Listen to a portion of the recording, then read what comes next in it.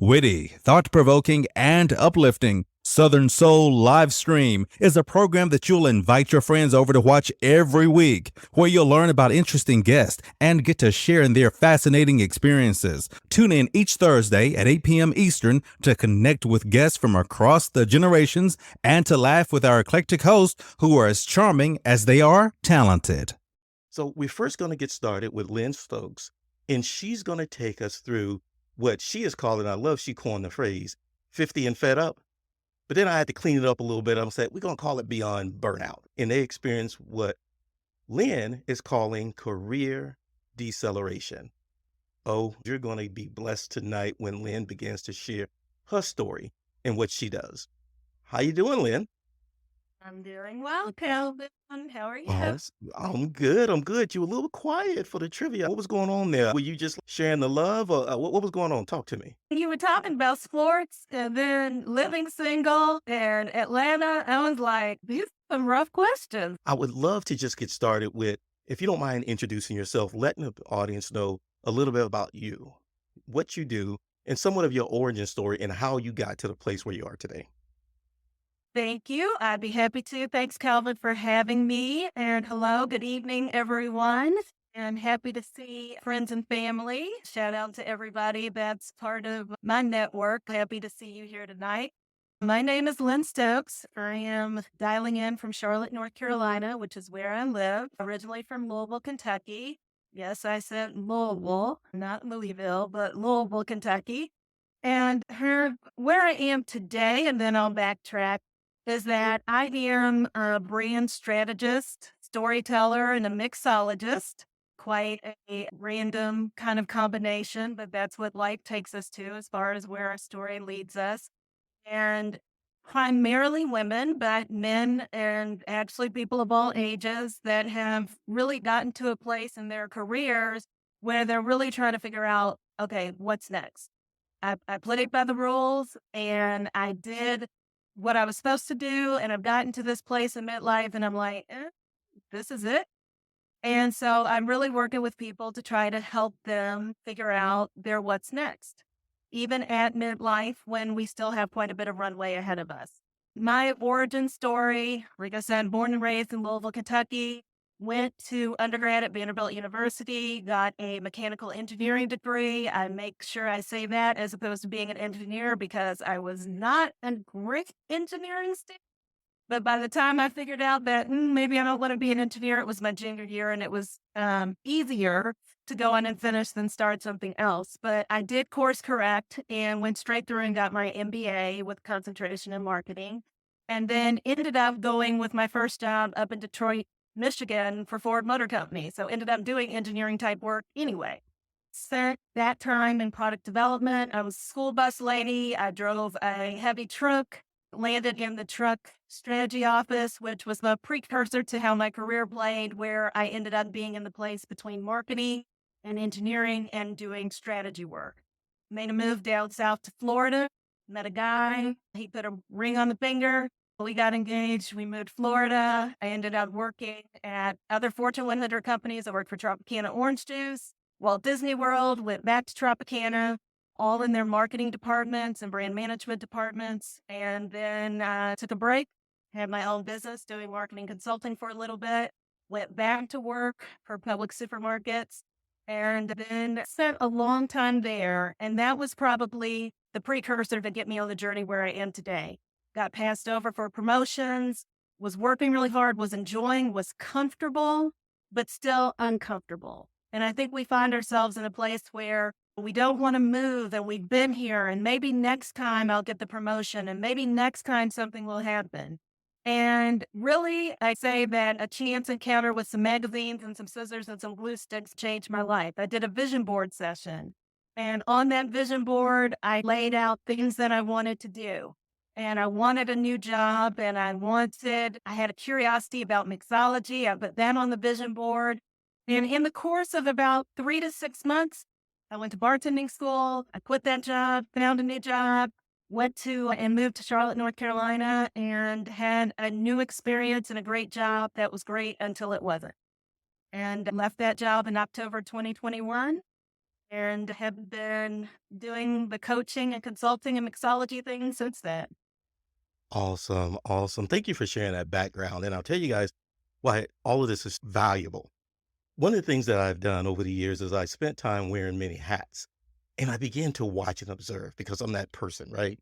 And when I first sat down, I began to get excited about Lynn's story because I was like, OMG. We, Lady J and I often talk about the challenges of transitioning from corporate to entrepreneurship, the different skill sets that different people present and the challenges and the fear. And I love when I begin to sit down with Lynn and she begins to talk about, wait a minute, when you look at the community, you begin to see people who are getting close to retirement, but they know they're not ready. They know they're not prepared and they do not have an idea of what they're going to do next. And I love that because I know it's so common, but it's also not talked about. So I love seeing Lynn, I love seeing you do your thing because not only are you building awareness, you're providing solutions and answer, and that really excites me. Tell me this. In the show title, we begin to talk about beyond career burnout. Tell me, what are some common signs of burnout that you see in mid-career professionals that we should be aware of? I think there's a difference between like burnout and needing a break. So you have to understand, is what you're going through, do you just need a vacation? Do you need to just hunker down and get through it? So if it's a project at work and it's driving you crazy, is there an end in sight to that you just need a break? Are you just in a phase where you need a week or two off?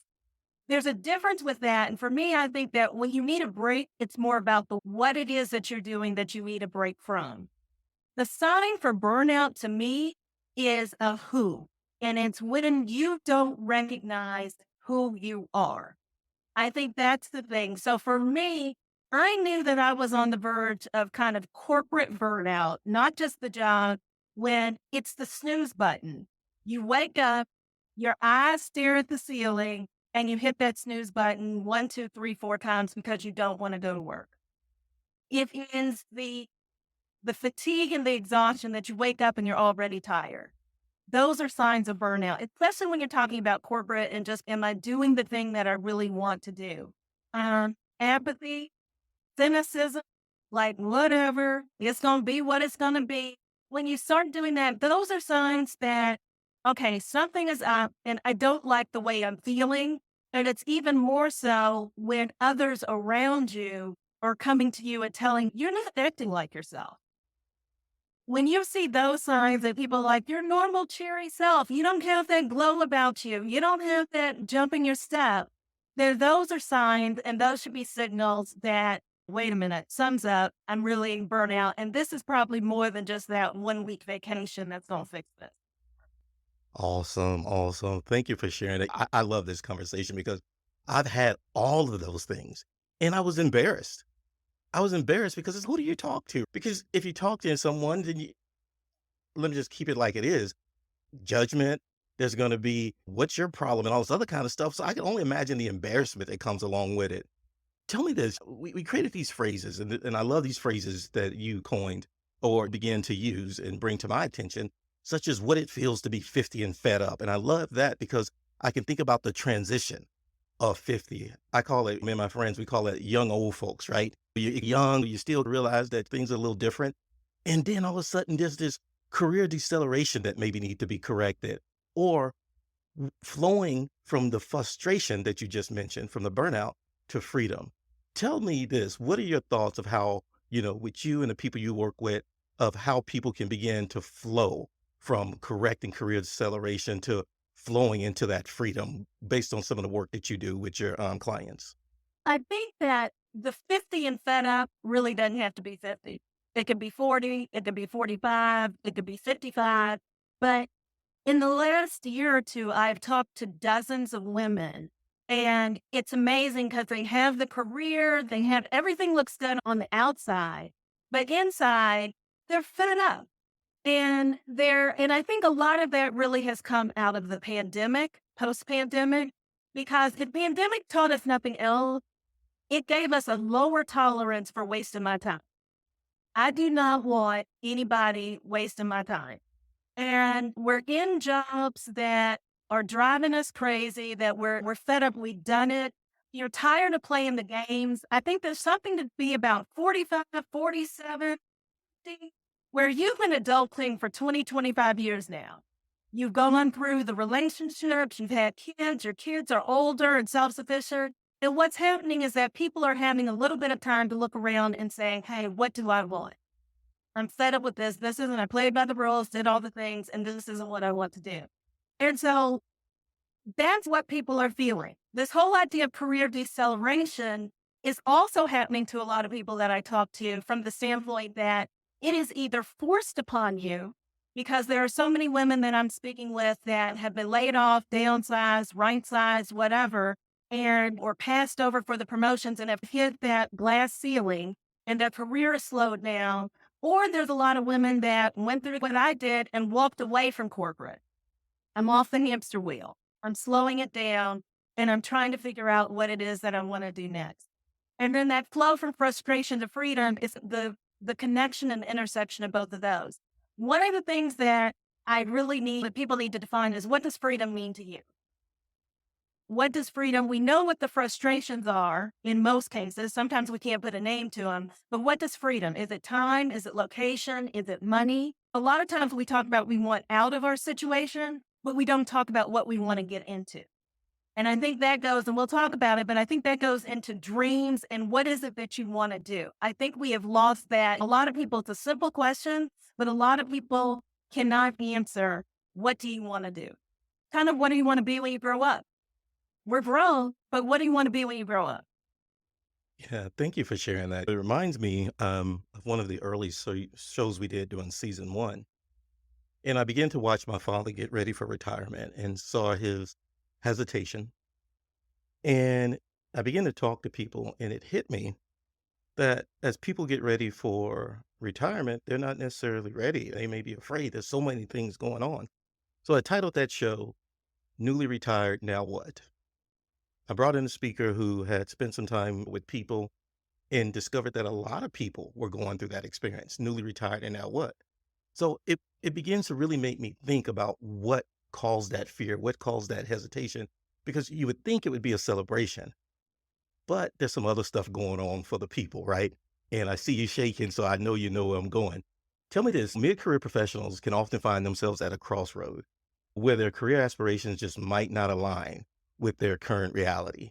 How can someone begin to realign their path and rediscover their purpose? Because I'm thinking about it and I'm alluding to it. I think you're newly retired and now what? It's like, you don't even have a purpose. What are your thoughts about that? One, I think that there's no cookie cutter way. It takes work.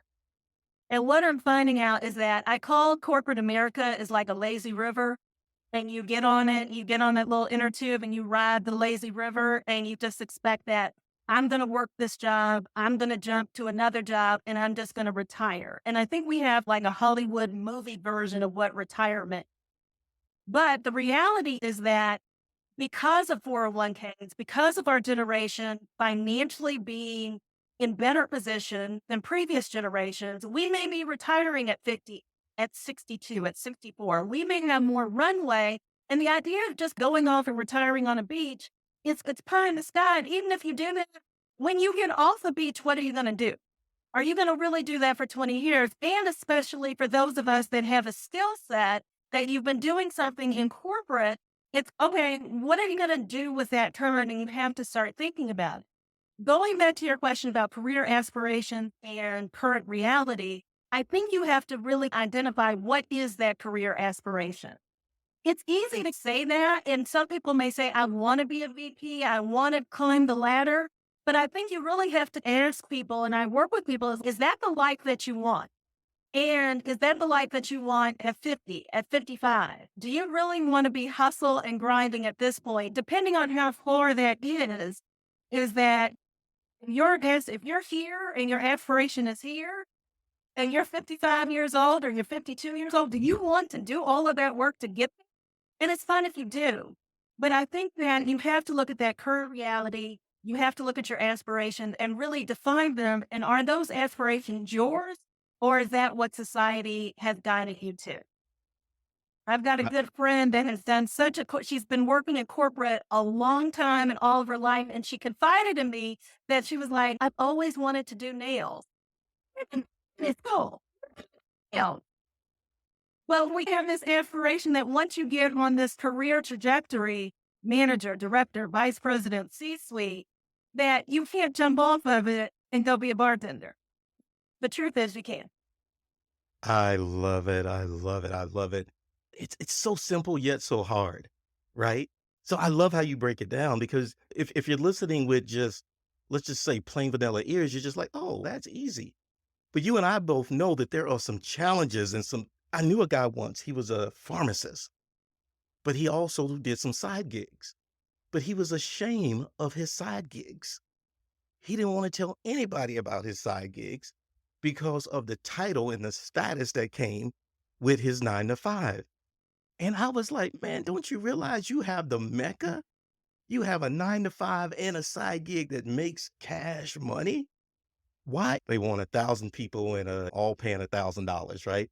And the process that we did here at Soul Thursdays was community building.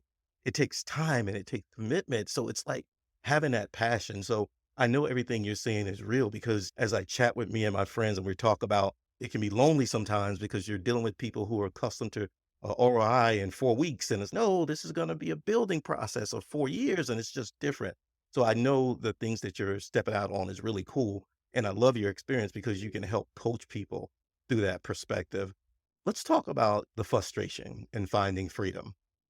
Could you share some practical steps that mid-career professionals like me can help to shift from that feeling trapped and embracing a sense of freedom and possibility? Sure. I think that for me, I think for any type of change, you go through 4 stages. And the stages that I've coined are dream, dabble, decide, then do. And I think everyone has a dream, but once again, it may be that Hollywood pie in the sky type of dream. And I really work with clients to try to figure out what is that realistic dream? What is that thing? If you're frustrated, where does that escapism look like? But from a reality standpoint, not that I want to go to a beach in the Caribbean and just forget about life. But is it, I want to be a pastry chef. I want a Harley Davidson. I want to teach people how to make cookies. What is that dream that you want to do? And I think that people need to have that dream and then they need to dabble. We need to give ourselves permission to dabble in your dream because it's one thing to have the dream, but that dream stays stagnant if you don't do anything. And by dabbling, YouTube videos, social media, reading books, whatever it is that is your dream, you need to start dabbling in it and make that kind of a daily part. I tell people like folks are somewhat skittish on social media, but I think if you curate the people that you follow and you curate your news feed for the things that are dreams, for the people that are doing what you want to do, for the people that are encouraging, then that's dabbling. And then social media can be an encourager. You can find community, you can find support. And then you get to that point of deciding whether that decision's made for you or you're like, okay, January 1st, I'm doing it. And then you do it. But to get from that kind of frustrated to freedom, I recommend dreaming and dabbling. Those are the easy things that you can do immediately. OMG. Lady J, I know you're listening, and I'm just loving how Lynn just takes such a complicated topic and she just breaks it down, y'all. She makes it seem so easy. I know it's not. Tell us about the consulting services you provide, Lynn, because for people out there who they're curious, they're thinking about, hey, how am I going to do this? Maybe I need somebody to support me along the way. Tell us about the work you do in supporting people along their journey. Yes, I really believe a personal brand, everybody needs one. Everybody has one, whether you know it or not. And that brand is when people hear your name, when people see you, what do they think of? And everybody has it. I can name Serena Williams, Simone Biles. You can just name folks, Beyonce, and words are coming to your mind because that is their brand. You don't have to be a celebrity. That happens for Calvin. That happens for me. That happens for people on this call that your friends and family are thinking about you and words come to mind. What I want to do and what a personal brand does is why not control the narrative? And so I work with people, whatever stage, whether it's they want to continue their professional journey, whether it is something that might be entrepreneurial or on the side, is help you tell your story and build your personal brand. And I work together with a framework. I have a 12-week program, and we go through 4 key areas: clarity, what it is that you do. And I believe you don't have to have one thing that you do. You can have 2 to 4 personal brand pillars that we work on: what you do, the clarity; confidence, why you do it, to keep that imposter syndrome at bay; who you do it for, which is your brand commitment; and then finally your brand consistency and how that shows up.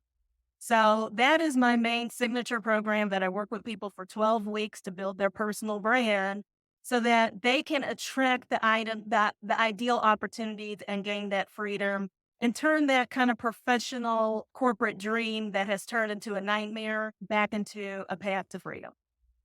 Yes, yes, I love it. I love it. Tamika has shared in the chat how people can connect with you. At your website, can they also find information on how to sign up for your program? Yes, yes. You can Awesome. on the website, lynnstokes.com, Lynn with an E. And then on socials, the Lynne Stokes, at the Lynne Stokes on all the socials, and LinkedIn, I'm on at Lynne Stokes as well. Please connect with me. I'm most active on LinkedIn and Facebook and Instagram, but would love to talk, schedule a discovery call, and talk about how I can help people with their personal brand journey and telling their story. Awesome. Thank you. Thank you very much. Before we pivot to our next speaker, I want to give the audience a chance to ask a couple questions. So if you're in the audience now and you have a burning question, I've seen some type earlier. I've seen some that have been already responded to. Let's give the audience a chance. Let's see, before we transition to the next speaker, let's give the audience a chance to ask Lynn a couple questions. And while the audience is typing, I want to give you guys a preview of what to expect. If you have time, feel free to hang out because our second segment is a different topic, but it's such an awesome topic. It's a topic of renewal. It's a topic of living your life and following the path that you didn't know was laid out for you.